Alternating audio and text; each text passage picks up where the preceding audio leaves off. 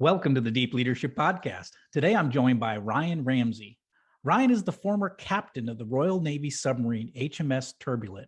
He was also the commanding officer of the Submarine Command Course, which is the school for naval officers preparing to take command of a submarine. All in all, Ryan spent 23 years as a submarine officer in the Royal Navy, and I'm excited to talk to him about the really unique leadership lessons he learned throughout his career. So Ryan, welcome to the show. Thanks for having me. So, I got to ask you a question because I get asked every time I'm on a show. Why did you decide to go into submarines? Why did you decide that you wanted to be, of all things, a submarine officer? So when I first joined the Navy, I didn't want to be a submarine officer, but you get a view of experiences at the Naval Academy, and I remember this one unique day where we went on board HMS Splendid, which was an S-class nuclear submarine. And it was just so unique. And you looked around, you looked at the teamwork, and you looked at the camaraderie, and I thought, this is what I want to do. It's just amazing. And it wasn't even about being a captain of a submarine at that time. It was just about being a submariner and being part of that tight-knit crew. And that's why I went into submarines. Wow. Yeah. And it is a very unique, tight, like you said, tight environment, a lot of teamwork, camaraderie, and you're pretty much, you know your crew really well because tight spaces, not many places to go. So it's a very unique environment. Yeah, it is indeed. So you spent in total, about 17 years in various roles as submarine officer before you took command. What was your experience like as a young officer when you first got to the boat and you realized that you were going to be in charge of sailors? It was really, I don't think I was prepared for it, the first bit, and that's my own preparation as opposed to anything else. I think I took it a little bit for granted that I was going into this particular role, but quickly, because you're of no worth while you're unqualified, it quickly made me realize that actually everybody on that submarine knew way more than I did about the submarine itself, and actually I need to bring myself up to speed if I was going to lead effectively. And so it really focused me. And as soon as you got through that, everybody trying to help you through that process, you'd realize you joined this tight-knit family, the submarine service, that as long as you gave 110%, they were always going to do the same for you. And for me, that was fantastic. Yeah, it's definitely a unique environment. I sort of felt the same. I don't know about on the submarines over there, but I know there was like this positive peer pressure to get qualified. Like, so, it was, they'd harass you when you weren't qualified, but there was this peer pressure that was, you need to be a valuable member of this crew and we're going to help you get there. Was that your experience as well? Yeah, absolutely. I mean, without being qualified, you're a passenger and there's no space for passengers on board. And so, and even down to when the submarine gets alongside, and if you're not qualified, you can't be the duty officer at that period of time. That means that somebody else has got to step into that role. So you genuinely feel, without that pressure to get qualified, that you must get qualified because otherwise you're not giving enough to the submarine. Yeah, it's interesting too. Like in civilian work, and I've run a bunch of different companies. There's generally not that peer pressure or that even internal pressure that people feel that they have to become valuable and useful. And I know for a fact, when I left the military and came into the civilian world, I felt that pressure just naturally because I'd been there. That was the way I felt as a submariner. And so it's interesting that I wonder if that kind of condition existed in companies, if people would be more apt to learn more, become more qualified, grow more. It's something that I think about a lot from a business standpoint. And I agree with you totally. I mean, I've been out of the Navy for nearly 7 years now, but every single company I've worked with on my journey to learn as much as I possibly can, it's about how much can I give back and how can I learn quickly so that I'm actually giving to the company as opposed to taking from it, which I don't want to do. Yeah, no, that's the same here. We in the U.S. Navy, we called them nubs. People weren't qualified. They were non-useful bodies. And I never wanted to be a non-useful body. It's a very uncomfortable place to be. So it is. So at what point did you decide that you were going to make a career out of being a submariner? What went into the decision to say, you know what, I'm going to stay in, I'm going to do 23 years, I'm going to work my way up to command? How did that decision, what was the decision like for you? So interestingly, I mean, I always think that the narrative that I tell people is that I joined the submarine service and I wanted to stay with it until I was in command and enjoy that journey. But when I left the military, I asked for all of my reports to come back, and it's really interesting because I was flighty.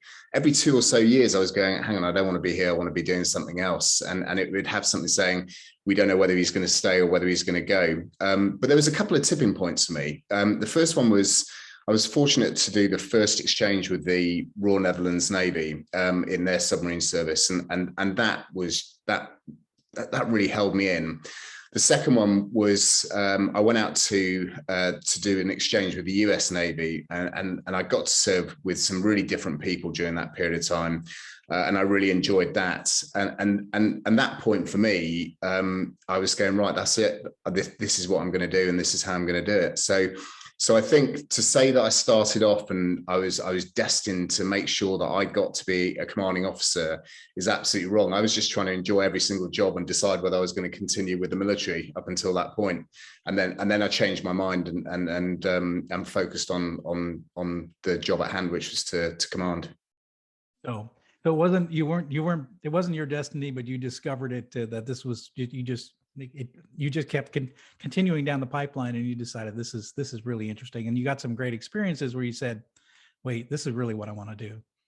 Yeah, I think my sense of purpose is really important. So my purpose, I when I joined the military, it was about serving my Queen. It wasn't about serving the government. It wasn't about serving anything else. It was about serving the Queen, and I believed that, and really did use that to underpin what I did. But it was obvious that I was always looking for something different, and then when I eventually found it within the submarine service, that just kept me in. That's great. Well, you went all the way to become a commanding officer, and that is, there's a pyramid that happens, right? There's a lot of junior officers come into the Navy, but there's very few that take command. So you were one of the few that made it all the way to command. So, you were the commanding officer of the HMS Turbulent. What was that experience like when you first took over the boat? I mean, how did you feel when you know that you had the sole responsibility for a crew of about 130 sailors and a nuclear-powered submarine? What goes through your mind when you're stepping on board, knowing that at some point the lines are going to get cast off and you are going to be solely in command of this vessel? I think that first day is so unique, and it doesn't matter how I spent ages preparing for that moment. In fact, my whole career had been preparing me to be a commanding officer, and I knew about 8 months in advance that I was going off to HMS Turbulent, and so everything was preparing for that. But it cannot prepare you for that day when the guy that you're taking over from leaves the submarine, and you go around and meet everybody, and then you go and sit in that tiny little cabin that's in the control room, and you go, wow, this is it, it's here. And it is my responsibility. And I don't think you really feel it alongside, but as soon as you get to sea for the first time, and the first time you dive the submarine in command, or the team are diving the submarine, but you're actually in command while you're doing it, the real gravity of that responsibility. You've got to get these people to do the mission. You've got to bring them back to their families. You're responsible to their families. You're accountable to their families to make sure that they get back safely and you achieve the mission. So I went through that, and then after that, I stopped thinking about that, because it could weigh you down massively if you just consider that over and over again, and dealt with things sometimes day by day, but most of the time I'd be thinking way ahead as to the strategic elements. We go through it, and then once you get in that routine, you just accept, you understand, you accept responsibility. If things go wrong, it's your fault, and you deal with it. If things go right, that's the success of the team, and you'll answer and you'll protect your team, because you protect your team all the time, and you just function. It's a function of leadership for me, and then it just becomes natural behavior, and then you're settled at that point. So your training kicks in, I guess, after a while, and you sort of get over the butterflies of, oh shoot, there's no one to look to when things go wrong. You're it. Yeah, absolutely. So I think when we do the Perisher course, the submarine command course, You do that as a lieutenant commander before you become a second in command or an XO. But the reality is there's always somebody else there. And you don't realize at the time because you've done the course and you've passed, and very few people do. But there's always somebody else there. So when I was an XO, the reality was the captain was there too. And my captain was great. So he would step off the submarine sometimes and let me take it to sea on my own. So I had that experience to build on. But the reality is when you're the captain, the buck stops with you. And not that you have to have all the answers all the time, but you're the one that's going to be making a lot of the decisions. Wow. In my latest book, I have a chapter called "Run Your Ship Like a Submarine Captain." If I say to you, what would that mean to you to run your organization like a submarine captain? What are some unique, I don't know, how would you answer that question, I guess? So I've got a few elements really for me. So the first bit is about your team. Know your team, know everything about your team, and know their families, and understand everything about them, because the moment that you turn around and notice a change in one of your teams and it changes the performance, that affects everything else, and you have to be able to compensate for that and help them out. The second one for me is about consistency. I was always a very consistent, and I've been told this as opposed to me just saying it, but I was a consistent leader in that I was never too happy. I was never too sad. I never got angry. I probably showed disappointment on occasions, but I was steady. And so what they got was a captain who was continually steady all the way through and didn't go through this dynamic of massive reactions. And in the business world, I see so many leaders who go through that emotional thing and can't control it. And actually you need some consistency that goes through it. The third big bit for me is communications. So it's about going around and just talking to people. The Royal Navy have a term called walk the teak, which comes from HMS Victory and wooden ships, but it was about officers getting around and finding out what's going on and touching parts of the boat. You know, it's our submarine, and you can't make decisions without having a quick look and seeing what things are there and understanding the conditions that people have to operate in. So that those for me are the sort of underpinning pieces that go with it. Yeah, and those fit really well with business, right? Know your team, know how they're motivated, be able to see when there's a change in their behavior, consistency, being steady, because often our people are affected by our mood, right? If you're constantly up and down, your people are up and down. If you're constantly, excited about everything, they're excited and they're nervous about everything. So I think that consistency is really good. Communication is a big part of it. And what you said in terms of communications was not getting over, we called it the 1MC. I'm not sure what it was on your boat. It's not getting over the 1MC and just dictating what's going to happen. It's communication one-on-one, talking and listening and having that relationship and building that relationship. And then, and getting out and spending time physically seeing what's going on. Walk the teak. I've never heard that before. And it's like a title for a book right there. I love that. It's actually, isn't it? Yeah. It's quite incredible. I mean, the other bit is I used to spend a lot of time reading. Somebody always asked me, who did I turn to when I had challenges, and I didn't realize it until I was one of my friends, another submarine captain, came on board and he said, you've got a lot of autobiographies up there from military leaders. So I used to read all the time every chance I got. Reading's just it's just brilliant. But what I was trying to do without realizing it was validate some of the decisions I'd made, because nobody else is going to test you when you're out there and say, hey, have you thought about this? Well, your crew will, but nobody's validating your decision. And that would really help me. And so some of those things, so for example, Hal Moore, whose book is just fantastic, but his whole bit about teach the person below you to do your job and learn the job of the person above. We instilled that massively and changed it to not the job below you, but two jobs below. Make sure that person knows your job, and then pushing everybody up. So sometimes I would step out, give command, so to speak, to one of my junior officers, so they got that experience, and that helped them all in the future. I think it's a hard thing to do, but you've got to do that. Yeah, that's really important. That's one of the lessons I learned, as a submarine officer, is that my captain would do that. He would delegate the authority to certain watches, like a maneuvering watch, or getting the boat ready for sea. He would be off the boat and he'd say, Rennie, get the boat ready for sea, and we're gonna take it out today. And and he'd be off the boat somewhere, and I'm like, well, I've never done that before, so but one of the things they did was they delegated authority. My captain always delegated authority, but he never delegated responsibility. He always kept that responsibility. He was responsible for that ship and that crew, but he would delegate me, sort of give me the keys every once in a while, but he was always there to back me up if anything went wrong. And like you said, given those opportunities to do the job above you is something that was a big part of my experience as well. And I try to do it in my civilian career, but I think we don't do that enough in business. We tend to pigeonhole people into, well, you're a quality person, or you're a marketing, you're a sales, and we don't tend to try to give them an opportunity where they can go to that next level, or get a more generalist view of the company. Yeah, absolutely. I'd agree with you. I rarely see that within businesses that I've operated in, where they spread the knowledge and spread the experience and create those opportunities.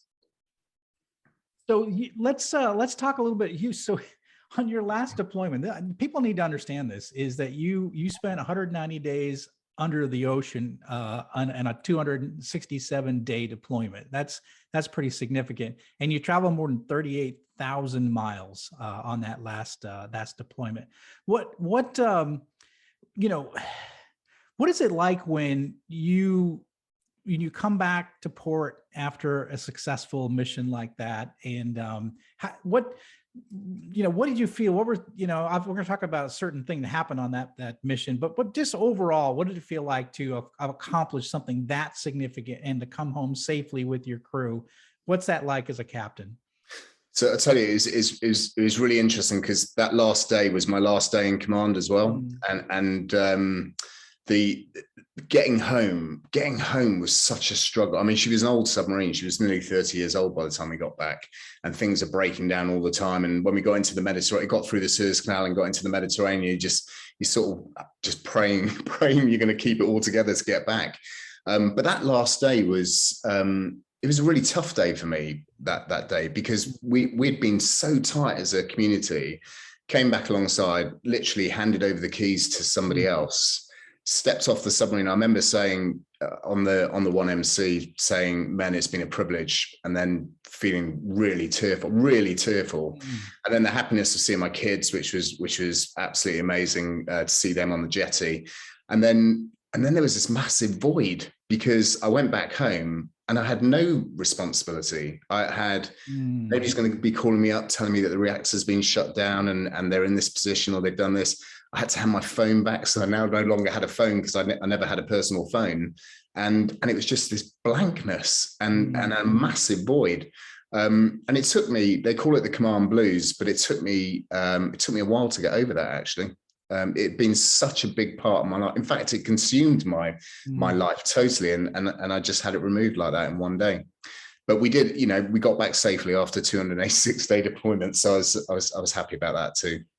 Wow, yeah, that you telling that story, the emotions, I write about it in my book, just coming down the ladder, from I had the watch, so we were on the surface, coming down the ladder, knowing it's my last watch, and having, the chief of the watch shake my hand, and it just was like, wow, I'm never going to do that again. And it's a really, really weird feeling to know that you trained so hard, you did a lot longer than I did, but then knowing that you're never going to do that job again, it's really emotional. And just you telling that story, I was getting emotional just hearing it. So it's something that it's pretty special to get to do these kind of jobs, and it's hard when you step away from it. But I mean, as you say, we've trained up the next generation to take over, and it's their time, But yeah.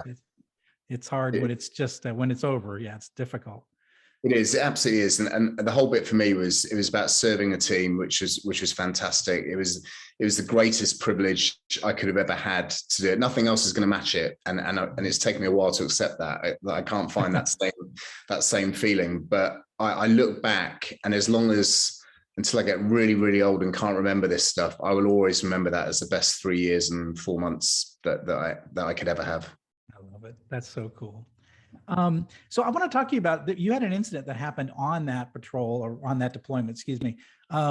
You had a catastrophic failure of your air conditioning systems on board the boat. and temperatures on the boat got close to about 140 degrees Fahrenheit. You had 100% humidity. You had 26 sailors that suffered from heat exhaustion, 8 of which were life-threatening. You had a real crisis on your hand on that deployment. Tell us a little bit about, from a leadership perspective, what you went through as the captain of this submarine. You're in charge, and you have a major crisis on your hands, of which could potentially be deadly. How did you go through that? What were some of the emotions? How did you lead through that time? Yeah, so the first, I mean, the incident was crazy, and it happened so quickly. When you look back at the time, it was basically a 2.5-hour incident that nearly cost the lives of a lot of people. And the key bit for me was, it was a completely wicked problem. I'm all about tame problems and wicked problems, and you tame problems through training, and you train for this. But nobody had ever seen this. None of us had seen this before. And then when we started with the first few casualties, that was, I found that really horrendous. Seeing my team just be, one paramedic on board trying to deal with all these different casualties, and me getting around the submarine, communicating to people, checking how they are. The temperatures are crazy hot. I'm starting to worry about weapons when they're going to cook off. Is the reactor going to shut itself down? Where do we get help from? And I'm doing all this in my mind whilst trying to assimilate information as we're going around. Now, I did feel I was really scared. I mean, genuinely, internally, really scared. I remember looking at a photo in the early stage of the incident, of a photo of my family, thinking, this is it. I'm not going to see them again. And then changing, going, no, we need to fight through this, and I need to do what I do, and just get going with it. And I always thought that people could see how worried and scared I was, but it comes back to that consistency piece. So because I manage emotion well, I ended up in this position where my crew were going, he's in control of what's going on. Whereas the reality was something totally different. I had no idea what the answer was or what the solution was. And everybody else, because they were so empowered, people were just doing things. I couldn't consider all of the elements that go with it, but people would just do things, and that really helped me out. And that gave me time to turn around and formulate a plan and work out how we were going to effectively save the submarine, which is what we did. And the answer was to dive the submarine on tertiary systems with no sonar and everything else. Everything's switched off to minimize heat, but to get the submarine as deep as you possibly could into cooler water, which would then cool the submarine, and then give time for the engineers to find the problem and fix the problem, which is what happened and what we did. It's brilliant, because we've talked earlier about this, and where did you come up with the idea of to dive deep, get to the cooler water? Where did that come from? So when we were coming through the Red Sea, so I looked back historically at previous missions, and one of the submarines, HMS Superb, hit the bottom in the Red Sea. And when you looked at the reasons for why they were so deep when they hit this seamount, was they were trying to cool the submarine so they could get more power to go faster, to match up with the routing that had been planned for them. And then I looked at the sort of history of the Red Sea effectively, and it's like this big bath that's just been heating up for millennia, which is why it never cools down the deeper you get. And then when we went into the Gulf of Oman, we were doing some anti-submarine warfare exercises, and I remember mapping I was getting the team to map the temperature of water. And just not for that was for anti-submarine warfare, but that fact that we had that information, I went, hang on a sec. The temperature on the surface, the outside temperature is 42 degrees Celsius. The water temperature is 37 degrees Celsius. But when we did that exercise, the water temperature was 20 degrees Celsius. Let's get deep as we possibly can, because otherwise we'll never cool the boat down. And that's how that came about. Yeah, and again, I think leaders who are listening into this, what does that mean for you? Well, it's when you have to make, if every little piece of information that comes to you, your knowledge of the business, if you spend time and the details of your business, what's going on, there might be that one detail that can help you and solve a tough situation that comes down the road. In this case, you had a memory of the fact that, hey, we plotted the temperature curve and we've got cooler temperatures down deep. I need to get to that point. I need to get deep. That's the way we're going to cool it down. And you never know when that one piece of information is going to make a difference, especially in a crisis where you need, if you hadn't done that, if you hadn't remembered that, that wouldn't have been able to help you in this scenario. And so, yeah, leaders, remember those things, because you never know when you're going to need that piece of information. And in this case, it saved lives because you're able to cool down the ship, fix the problem.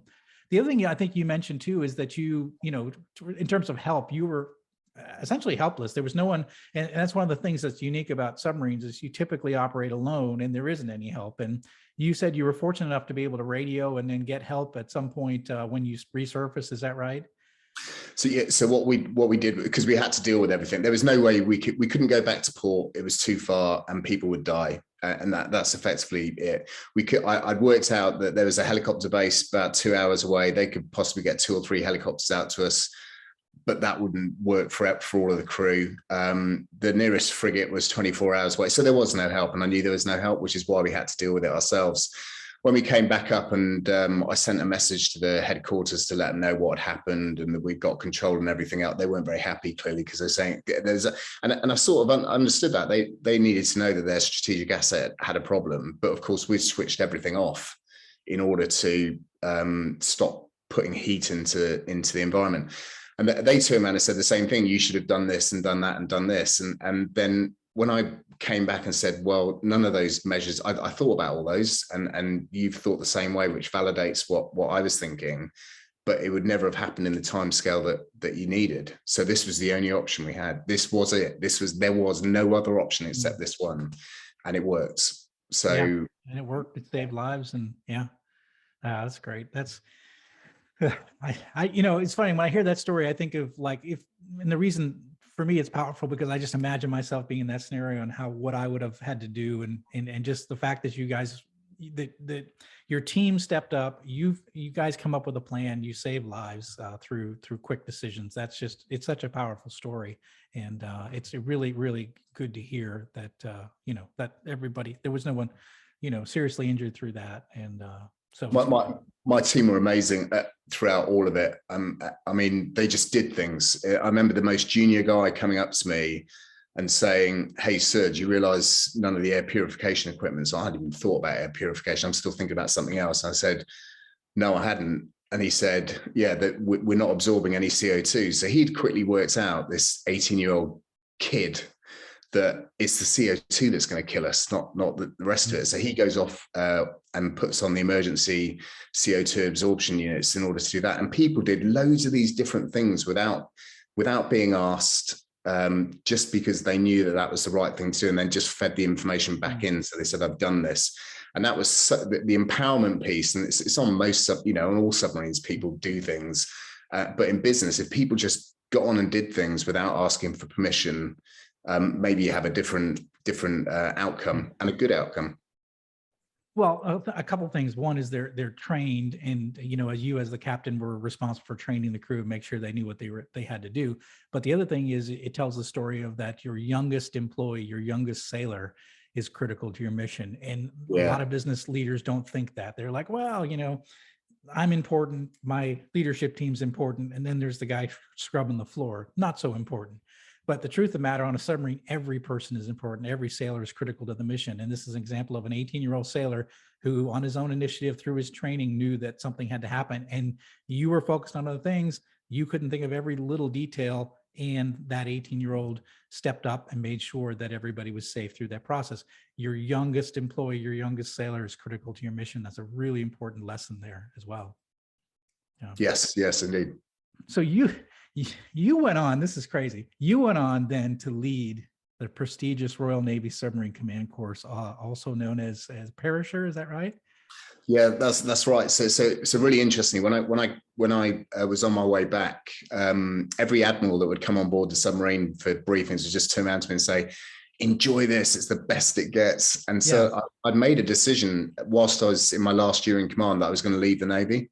Yeah. And I really wanted to get into the business world because I wanted to try leadership in something totally different. Didn't know what it was, didn't know what it looked like. So that's what I decided. And then when I got back, they asked, and huge privilege to be even considered. And they turned around and said, "Would you teach the Perisher course?" And And I could not say no to that. And predominantly because it was my last opportunity to give back to the Royal Navy Submarine Service. So to go into that role, no desire to be a higher rank an admiral or anything else, just to give back to the next generation of submarine leaders and the crews that they were going to be serving with them was a privilege. So yeah, I mean, it was a crazy 2 and a bit years. It was more challenging sometimes than being a captain. It really was more challenging, but it was great to be able to give back. Yeah, and this is a course that has a fairly high attrition rate. You know, people don't get through it. Just because you get in doesn't mean you're going to get through it. So, and you're really testing. Well, you're testing everything about that individual going through that course. Can they take command of a nuclear submarine? Can they do what you did?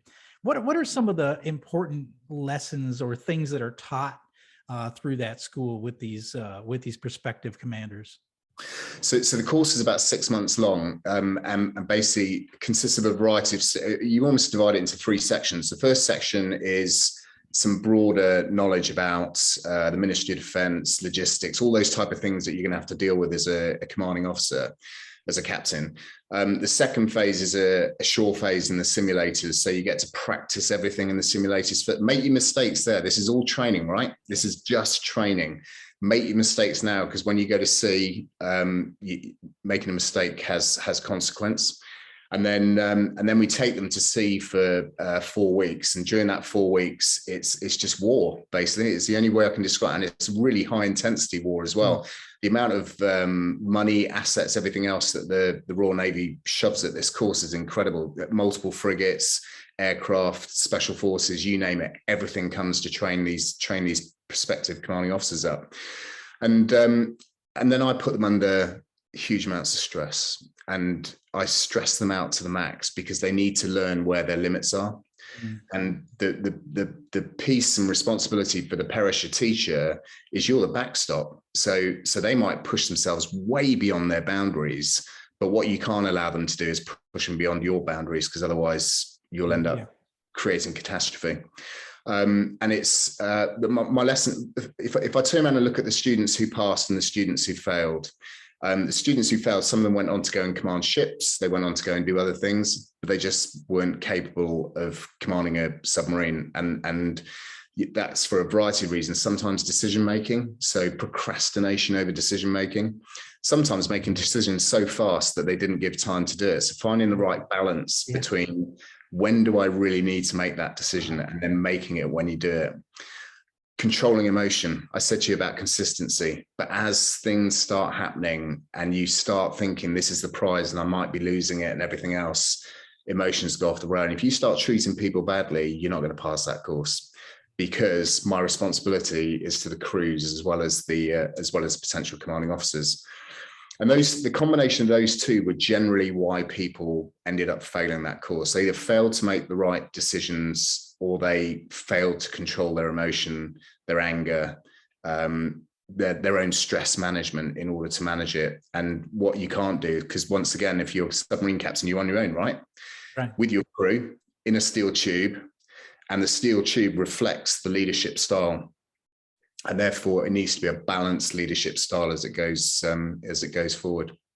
Yeah, wow, yeah, that's incredible. And like you said, some that don't get through that course end up being captains of surface ships. But there's something unique and special and different to be on a submarine as a submarine captain, just because of the isolation, the fact that you're operating without other assets, the fact that there's complex machinery, weapons, and all contained in this metal tube. It takes a special person to do that job. It does. I mean, there's one other thing that's really interesting. So on a surface ship, there's always somewhere for you to go. Right. Big enough, there's space that you can go away from someone. Yeah. So you can get really hacked off with somebody doing something, and you can go somewhere just to cool down, calm down. There's nowhere on a submarine. Yeah. And the crew are looking at you 24/7. And so that whole piece about how you manage yourself all the way through, not that you think about it all the time, but being able to manage yourself and being able to manage those emotions and being able to explain the decisions you're making and why and all those type of things is a really special skill set. And not everybody's got that. Not everybody's got that. And submarine leadership is unique. There's nothing else like it. I sometimes think about space shuttle or the ISS, but they got constant communications. So Right. their well, the submarine's got, as soon as you go, that's it. Yeah, your isolation, you're it. Yeah, you're 100%. Yeah, 24/7, like he says, 24/7 business. You don't go home at the end of the day. You can't have a beer if you had a bad day. You can't go home on the weekends after a rough week. It's 24/7 in the spotlight, on the stage, no break. And yeah, until you get off the boat. I remember when I would get off the boat, I would just tell my wife, I just want to hear my first name. I haven't heard my first name in so long. I was always Lieutenant or Rennie, Lieutenant Rennie or Mr. Rennie. I just want to hear my first name. So, yeah. So you have a book out, and it's called SSN 14, and it talks about your time as a commanding officer. What else is in the book? What if people are interested in learning more about your experiences, what's in the book that they could learn from? Yeah, so this is written.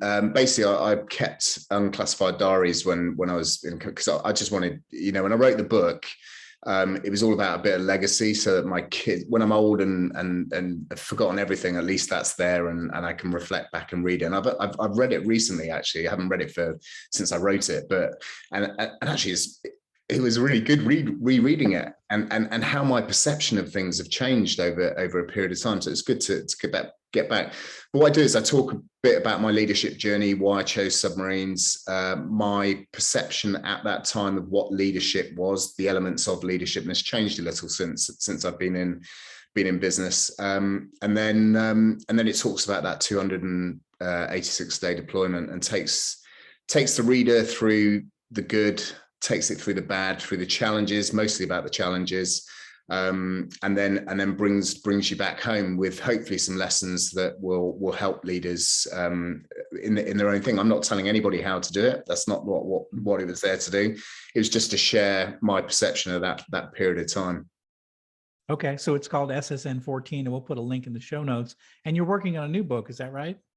I am, yeah. Second book. So this one's, I've been asked to write this one, and it's called Deep Pressure at the moment. That name may change, but and this is about the Submarine Commanding Officers course and lessons from that. So in essence, the way the book's written is it's following one of the students through the whole process.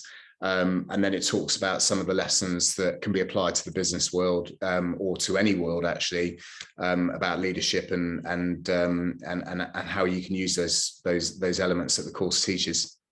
Okay, that's fantastic. That's gonna be great. By the way, you can't call it deep leadership. I'm kind of I like that name. So that's great. Deep Pressure. So and we'll when it comes out, I'd love to have you back on the show and talk about it. I'll sure. read through it and get it done. So when is that? When are you expected to have that come out? I think it'll probably be the end of this year. So I started it during lockdown, but business has been so busy that it's taken a secondary position, and I will have some capacity back this year, which is good. Okay, well, very good. We look forward to that. And yeah, really, Ryan, I appreciate you coming on the show. I think you bring a really unique perspective. I know I do a lot of lessons about, what it's like to be on a submarine, how you can bring that to business. I think you were in a lot longer than I was. You had command, which is something I never had. I think you bring some really unique lessons and a unique perspective. So I really encourage people, if you want to dive deeper, here, I just said that. If you want to dive deeper into this topic, I think I highly recommend pick up this book, SSN 14. You'll learn a lot more. But Ryan, I really appreciate you being on the show and sharing your journey as a leader, as a submarine commander, and then teaching submarine commanders. Thanks very much for having me. Appreciate it. Well, thanks again. Well, that's it for today. Thank you for listening to Deep Leadership. If you like this podcast, please subscribe and share so we can continue to build a world with better bosses. Until next time, this is John Rennie saying take care and lead well.